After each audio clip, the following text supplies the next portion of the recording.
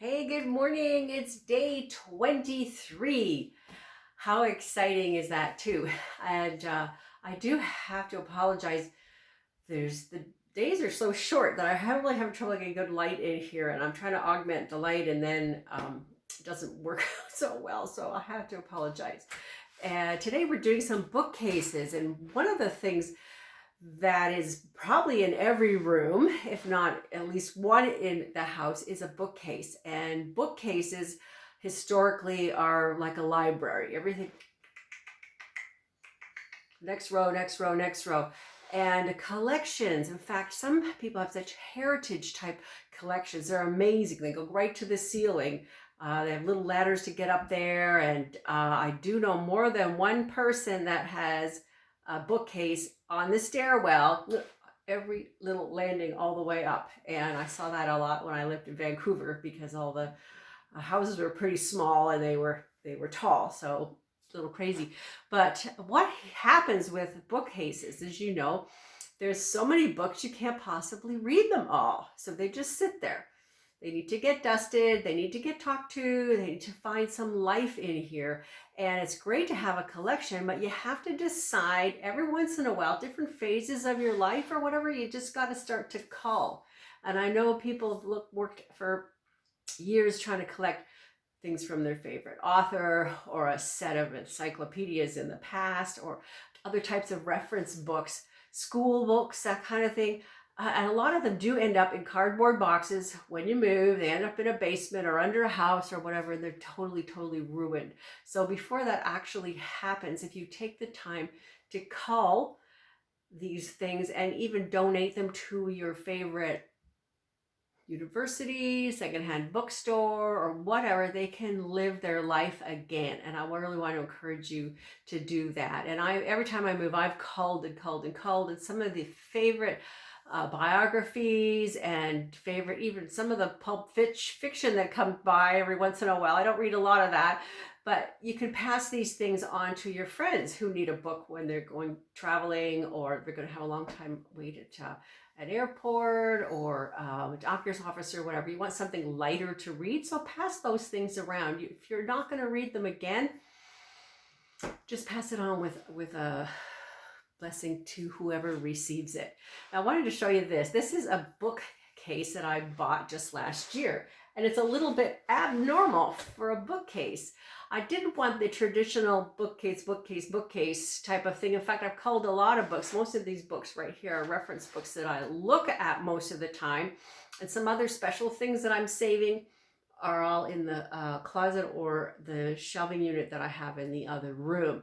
So same thing when we remember we did the dining room and then we did the fireplace, horizontal surfaces. We're trying to keep 50% real estate free for chi energy coming in and opportunities to grow and grow and grow, right? Well, the same thing happened here. That's why I bought this bookcase, because it had some interesting lines in it, and I can put some of my goodies and my fun stuff up here. This is my private space, so my husband doesn't have a say what goes on the shelf or not. This is all my stuff. And so I've got some of my publications up here. I've got the requisite plants, and I know you've seen this disco guy before. It cracks me up. My son gave this to me for Christmas. Gosh, the last time I saw him was almost 2 years ago, and because of COVID and everything else. But it has a great deal of meaning to me because he knew I was a disco dance teacher at one point, and this guy just cracks me up. So he's up there front and center. Another funny thing, again, kids. One of the last times I did see my son face to face, we went to this movie called Home. I think it was a cartoon. It had this guy as a key character. And this little guy was helping another person find their mom. So this whole thing the story was finding my mom. And so it was really cute. And just after I flew home and was getting resettled here, I found this in the mail. My little boy, who's almost 40 now, sent me this little character so we could remember our time that we had together. So I know, but we're waiting for the times to change and we can visit again. So this is just a little reminder, and that's why this is on my bookshelf. So you're going to have your own weird things out here as well too. Here's a necklace, for example, a jade necklace. We're going to talk a little bit more jewelry when we do collections tomorrow, but lovely, lovely jade.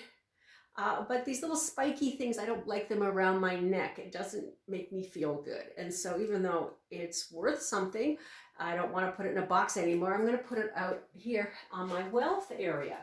Now, what some people don't know is that you can take the bagua in the house, right? The people that have worked with me and have the bagua grid, and you can do this in your space here to find where the wealth area is in the relationship area, enhance that. You can take that bagua and put it on the wall this way, vertical. And so those of you that are interested in learning how to do that, message me and I can help you sort that out. But this is done really, really well. Again, fame at the top.